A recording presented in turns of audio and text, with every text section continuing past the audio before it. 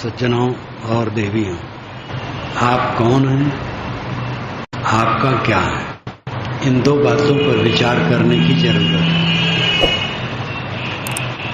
मैं कौन हूं और मेरा क्या है।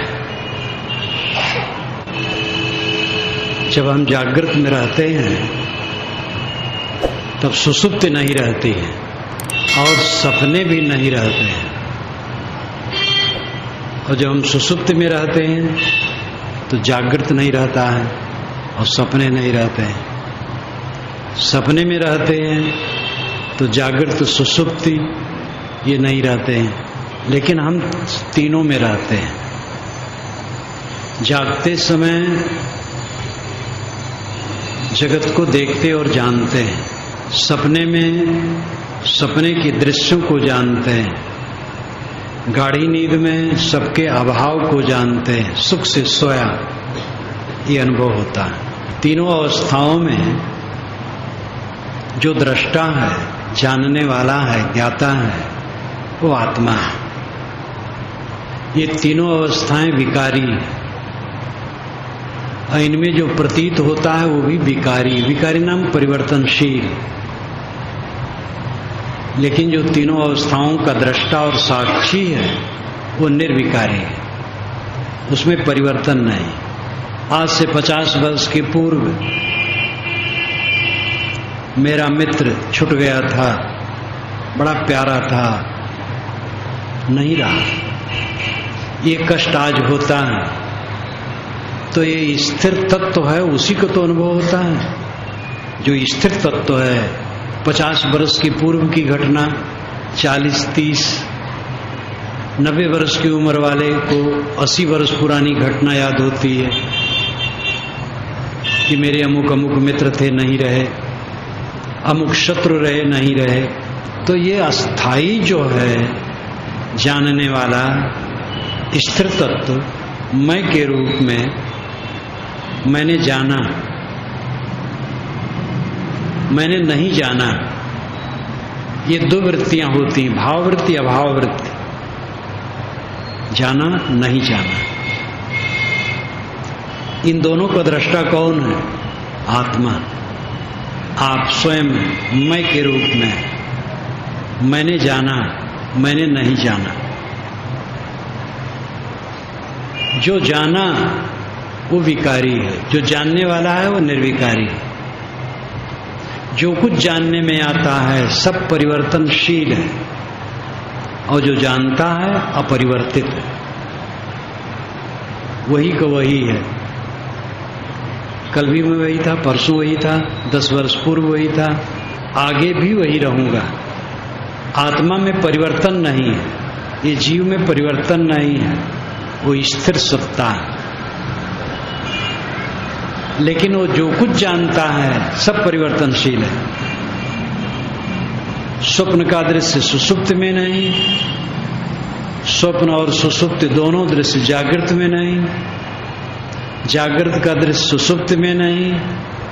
तीनों अवस्थाओं में जीव आता जाता है, तीनों के दृश्यों को देखता है, जागृत के प्रपंच को देखता है, और स्वप्न जागृत के प्रपंचों का प्रतिबिंब होता है, उसको देखता है, और सुसुप्त में सबके अभाव को देखता है।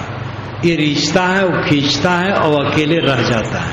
जागृत के प्रपंच को देखता है, उसमें रीछता है और खींचता है, और फिर अकेले रह जाता है, उसके साथ कोई नहीं रहता है। स्वप्न के प्रपंच को देखता है, जागता है सब खो जाता है। सुसुप्त के आनंद को देखता है, जाग जाता है, वो आनंद चला जाता है। एक जागृत अवस्था में ही आप जिस कक्ष में बैठे हैं वहाँ के दृश्यों को देखते हैं। आपका कमरा, टीवी रखा है, कहीं जल का कलश रखा है, कहीं कपड़ा टंगा है, कहीं मेज कुर्सी, कहीं और कुछ है, देखते हैं।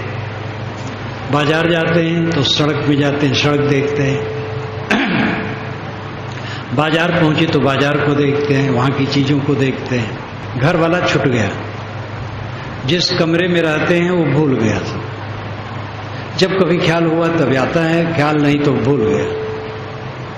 हरदम ये दृश्य भागता चला जाता है। अपने बच्चे को आप देखें, उसके बचपन में, अब वो जवान हो गया और उसके बच्चे हैं, उसको देख रहे हैं। जब वो बच्चा था आप गोद में लेके प्यार करते थे, अब वो स्थिति नहीं रही। अगर अनुकूल है तो पास में बैठ के बात करते हैं, नहीं अनुकूल है तो सामने होना भी नहीं चाहते। विवाह जब हुआ था पति पत्नी में जो पारस्परिक आकर्षण था, अद्भुत था, अब वो नहीं है। आकर्षण है ही नहीं है, बल्कि और विकर्षण हो जाता है। जो पत्नी स्वर्ग लगती थी, जो पति स्वर्ग लगता था, वही नरक लगने लगता है। एक दूसरे से बात नहीं करना चाहते। ऐसा ही बदलता है। प्रेमी होते हैं, उदास हो जाते हैं, फिर बैरी भी हो जाते हैं, उसमें कुछ दूर चले जाते हैं, बैरी मित्र बन जाते हैं। मनोमय जगत बदलता है, द्रव्यात्मक जगत भी बदलता है, सब कुछ सब क्षण बदलता है। इस बदलाहट को आप देखते हैं, देख देख करके रीझते हैं, खींचते हैं। लाभ क्या मिलता है आपको? उद्वेग। ये सब के फल में उद्वेग खाली मिलता है। पति पत्नी का बड़ा मधुर व्यवहार है, बड़ा प्रेम है, उससे उद्वेग मिलता है, बहुत बढ़िया है, उद्वेग मिलता है। भाई भाई का व्यवहार है और लोगों का व्यवहार है, उसमें भी उद्वेग मिलता है। हर जगह उद्वेग मिलता है। वो उद्वेग हल्का होता है, गहरा होता है, प्रतिकूल होता है, अनुकूल होता है। लेकिन प्रतिकूल जो है उद्वेग वो तो दुखदायी है, अनुकूल उद्वेग भी दुखदायी होता है। एक व्यक्ति के मित्र का पत्र जब उसके पास आया, शाम को मिला, चिट्ठी रसा ने दे दिया था, किसी ने शाम को उसको दिया। शाम को पढ़ा, रात भर नींद नहीं आई उसको, वही सोचता रह गया, प्रेम मगन हो गया और उसे में वो नींद आई ही नहीं। कहीं प्रतिकूलता में चोट लग गई तो किसी को नींद नहीं आती है, लेकिन यहां अनुकूलता की ऐसी गुदगुदी आई कि करवट बदलता रहा और नींद आई ही नहीं। ये भी उद्वेग है, अनुकूलता का उद्वेग है। बहुत सारी सुविधाएं मिल गई, उसमें अहम महम का उद्वेग आने लगा। प्रतिकूलता आई, खिन्नता का उद्वेग आया। जो मिलता है उसका फल होता है उद्वेग, और कुछ लाभ नहीं होता। आत्मा का लाभ है शांत, परम शांत, निर्विकल्प हो जाना, कल्पनाओं से अतीत शांत, संकल्प शून्य हो जाना। कुछ समय के लिए हो, बैठो अकेले में, सोचना मात्र छोड़ दो, कुछ न सोचो, निरांत शांत। ऐसा नहीं हो पाता है, प्रयास करो, अभ्यास करो, सीखो। व्यवहार में रहते हुए उद्वेगों का शमन करो, जो उद्वेग आए उनका शमन करो। अपने लिए प्रतिकूल बात सुन करके क्षुब्ध न हो, सह लो। अनुकूलता मिले, आकर्षित ना हो, वो रहेगा नहीं। अनुकूलता भी नहीं रहती, प्रतिकूलता भी नहीं रहती, सब हवा की तरफ भाग जाती है। कहीं अपने आप को क्षोभित मत करो। आपका क्या है? बचपन से आज तक आपके पास क्या रहा? कुछ रहा नहीं। हमें मिलता है, ये चीजें मिली, मिली क्या? सामने आया, देखा, धर दिया, खर्च हो गया, क्या मिला? व्यवहार हो गया। हम रास्ते रास्ते जा रहे थे, भूख लग गई थी, झोली से पैसा निकाले, फल ले लिए, खा लिए। झोली के पैसे दुकान में गए, फल पेट में गया, कुछ तो रहा नहीं, काम हो गया। भूख लगी थी, मिट गई। मिला एक आभास होता है, मिलता कुछ नहीं। हम देखते हैं, सुनते हैं, छूते हैं, मिलता उलता कुछ नहीं। आभास होता है कि मिल रहा है, लेकिन जितना मिलता है वो सब खरष्टक पैदा करता है, सब खरष्टक पैदा कर, दुख पैदा करता है। ऐसा जीवन जियो कि दुख पैदा ना हो। जब तक जीवन है मिलना बना रहेगा। प्राणी मिलेंगे, पदार्थ मिलेंगे, परिस्थितियां मिलेंगी, अनुकूल लोग मिलेंगे, प्रतिकूल लोग मिलेंगे, इसको कोई रोक नहीं सकता है। जो एकदम परमहंस की तरह रहते हैं उनको भी मिलते हैं। एक परमहंस एक तालाब के ऊपर बाग में रहते थे, नंगे रहते थे, पलथी मार के बैठे रहते थे। रात में ही वो शौच हो लेते थे कहीं खेत में, उसी तालाब में नहा लेते थे और जमीन में बैठ जाते थे। एक घर से भोजन आ जाता था, वो संबंधी थे, भोजन कर लेते थे, एक टाइम भोजन करते थे बस, किसी से कुछ लेना देना नहीं। दूर दूर से दर्शनार्थी आने लगे। कुछ दिन के बाद वहां ऐसे उज्जड लोग चाव में नहाते थे, निकट था वो ताल का हिस्सा, उसमें ला के हड्डी डाल दी, बिला काम का काम, वे वहां से चले गए। जो किसी से न कुछ लेना न देना, उनको परेशान किए। जो परमहंस रूप में रहते हैं, कोई व्यवहार नहीं, कोई आरंभ नहीं, कोई गति नहीं, केवल शारीरिक क्रिया कर लेते और शांत, उनको तकलीफ देने वाले होते हैं। उनके सामने प्रपंच आ जाता है। परमहंस कम लोग होते हैं, बाकी लोग तो व्यवहार लेते हैं, ज्ञानी भी व्यवहार लेता है। तो ये मिलना, संबंध होना जीवन भर बना रहेगा। ऐसा विवेक का कवच पहने, ऐसे ज्ञान का किला बना ले मन में, अभेद्य किला, उसमें निवास करें, जिससे आप प्रकंपित न हो, कांपे न, भयभीत न हो, पीड़ित न हो। ये कैसे हो गया, अब क्या होगा, ये तो विरुद्ध हो गए, हमें मार न दें, हमारा लूट न लें, कुछ नहीं, सब बेकार का भ्रम है। जो मारा जाता है वो नश्वर चीज है। शरीर को कोई मार देगा, मार दे, ये तो मृत रूप है। एक ही बार तो मरना है कि 2 बार मरना है, भाई किसका। जब कोई मार देगा, शरीर को खत्म करेगा, तब क्या करेगा उसके बाद, और कुछ करेगा। सबसे बड़ा डर यही है, हमारे शरीर कोई मार न दे, खत्म न कर दे। और जब खत्म करेगा तब क्या करेगा, और खत्म होने बिल्कुल निर्भय निष्कम गुजर बसर कैसे होगा। बच्चों का क्या होगा, चिड़िया अंडा देती है, चूजे की सेवा करती है, लाला के खिलाती है, और क्या सेवा करेगी। और 2-4-6 दिन में उनके चूजे उड़ जाते हैं, पंख निकल आता है, 4-6 दिन में उड़ जाते हैं, और फिर माता से पता परिचय ही नहीं। सबका गुजर बसर होता है, किसका गुजर नहीं होगा। किसी बात को लेकर के प्रकंपित मत हो, विवेक में जियो। आप कौन है, आपका क्या है, केवल यही बात पर चिंतन कोई करे तो उसका मन निर्मल हो जाएगा। मैं चेतन आत्मा हूं और मेरा कुछ नहीं, सब दिखावा है, नाटक है, एक स्वप्न है, एक भ्रम है।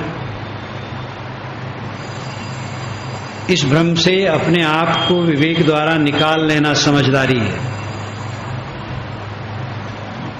ये गूढ़ विषय नहीं है, सरल विषय है। उदाहरण है, हमारे बाबे दादे नहीं रहे, बड़े बड़े कहलाने वाले नहीं रहे, छोटे छोटे नहीं रहे, रात दिन रात मुसाफिर जात चला, मुसाफिर रात दिन चले जा रहे हैं, कोई किसी का नहीं, कोई काहू का है नहीं, देखा ठोक बजाए। एक स्त्री का पति मर गया तो उसने कहा, बिछड़ गई मेरी जोड़ी बिछुड़ गई। तो साहब ने कहा, कहें कबीर सुनो हो संतो, जिन जोड़ी तिन तोड़ी। आपने जोड़ा था तो तोड़ना पड़ा, न जोड़ते तोड़ना न पड़ता। जोड़ी बनाते ही नहीं, जोड़ी बिछुड़ती क्या। अब बना लिए तो बिछड़ेगी तो जरूर। ये हो ही नहीं सकता है कि जोड़ी बनाओ और बिछड़े ना। बिछड़ेगा बिछड़ेगा। अपनी असंगता का ख्याल रखो, अपने अकेलेपन का ख्याल रखो। जीव अकेले आया है, अकेले जाएगा, उसका कुछ है नहीं। पूरा संसार धूल माटी है, सब धूल माटी और कुछ नहीं। ये जो दिखाई देता क्या है? दीवार धूल है, मिट माटी है, हम लोग शरीर माटी है, टेबल माटी है, लाउड स्पीकर माटी है, कपड़े माटी है, सब माटी है। इसी माटी के अंदर में हम लोग कीड़े की तरह कुलबुला रहे हैं और अपनी हैसियत मान रहे हैं बहुत आकाश से ऊपर। इसी में जल रहे हैं रात दिन और बहुत उन्नत मान रहे हैं। कुछ माटी इकट्ठा कर लिए हैं, कुछ माटी यहाँ इकट्ठा कर ली, कुछ माटी वहाँ इकट्ठा कर ली, मकान बना लिए, ज़्यादा माटी इकट्ठा हो गया। हम लोगों का आश्रम और ज़्यादा बड़ा बन जाता है क्योंकि परिवार ज़्यादा हो जाता है साधुओं भक्तों का, तो हम लोगों का माटी और ज़्यादा हो गया। यही तो धनी हो गए। क्या धनी हुए? माटी के ऊपर कुछ बटोर लिए जो क्षण क्षण बदल रहा है। आप हीरा हैं, हीरा तो पाथर है, उदाहरण देना पड़ता है। वस्तुतः आपके लिए अन्योन्य अलंकार लगता है। किसी का अन्य का उदाहरण संभव ही नहीं है। आत्मा के समान कौन है? आत्मा। आत्मा के समान दूसरा हो ही नहीं सकता है। इसमें अन्योन्य अलंकार लगता है। आत्मा के समान आत्मा है, ये अन्योन्य अलंकार है। गगनम गगनाकारम सागरम सागरोपमा राम रावणयोर युद्ध राम रावणयोरिव, ये वाल्मीकि रामायण में आता है। आकाश आकाश के समान होता है। आकाश किसके समान होता है? आकाश के समान, उसके लिए उदाहरण ही नहीं है। और सागर सागर के समान होता है, समुद्र समुद्र के समान होता है। राम रावण का युद्ध राम रावण के युद्ध के समान है। ये राम रावण के युद्ध की महिमा में लिखा गया काव्य है। इसको कहते हैं अन्योन्य अलंकार, जिसमें दूसरे का उदाहरण न हो, उसी का। आत्मा के समान आत्मा है। हीरा क्या है? पाथर। खाली महिमा में कह दिया जाता आप हीरा है, आत्मा हीरा है। आत्मा के समान आत्मा, आत्मा दिव्य। आपका स्वरूप आत्मा है और वो दिव्य है, निर्मल है, उसमें दुख नहीं है। दुख हम आपने बनाए, बहुत से दुख बनाए, देख देख कर, सुन सुन कर, मान मान कर, सोच सोच कर, मोह किए, वैर किए, अनुकूल माने, प्रतिकूल माने, मित्र माने, शत्रु माने, हानि माने, लाभ माने, बस उसमें रात दिन पचते। जागृत स्वप्न सुषुप्त तीनों अवस्थाओं में जो कुछ प्रतीत होता है, इन प्रतीतियों में अपने को डाल करके झुलसते रहते। शीतल हो जाओ, सब कुछ से आप परे हो। सब नाटक के समान आता है और जाता है, और कुछ रहने वाला नहीं। किसी का कुछ रहा नहीं है और किसी का कुछ नहीं रहेगा। यह समझ करके अपने मन में विवेक, धैर्य रखना चाहिए और किसी स्थिति में विचलित नहीं होना चाहिए। मन को समय समय से एकाग्र करना चाहिए, निर्विकल्प करना चाहिए, कल्पना रहित। सारी कल्पनाएं छूट जाएं, चित्त शांत हो जाए, ऐसी अवस्था में जाना चाहिए। जागृत में रहते रहते, व्यवहार में रहते रहते, खाते पीते, काम धंधा करते, हंसते बोलते, विकारों से रहित रहना चाहिए। कोई विकार में न रहे, राग में, द्वेष में न रहे। असली कमाई जीवन की यह है, मन की निर्मलता, मन का संयम, मन की शांत, मन की तृप्ति, ये जीवन की असली कमाई है। मैंने आपसे कहा था, आप कौन हैं, आपका क्या है? आप शुद्ध चेतन आत्मा है। अब आपका कुछ नहीं, व्यवहार है। व्यवहार में लगता है मुझे कुछ मिल रहा है, मेरा कुछ है, लेकिन यही मन का धोखा है। इसी में लिपट करके सब जीव जलते हैं। जो सब समय समझता है कुछ मेरा नहीं है, केवल व्यवहार है, वो अपने आप को सबसे निकाल करके रखता है, इसलिए उसका मन शीतल रहता है। यह काम करो, भक्ति हृदय में पहले भक्ति होनी चाहिए, श्रद्धा होनी चाहिए, सेवा भाव होना चाहिए, तब चित्त निर्मल होगा और निर्मल चित्त में ज्ञान उदय होगा, तब यह दशा आएगी। इसलिए भक्त सेवा सत्संग में लग करके ये काम करना चाहिए।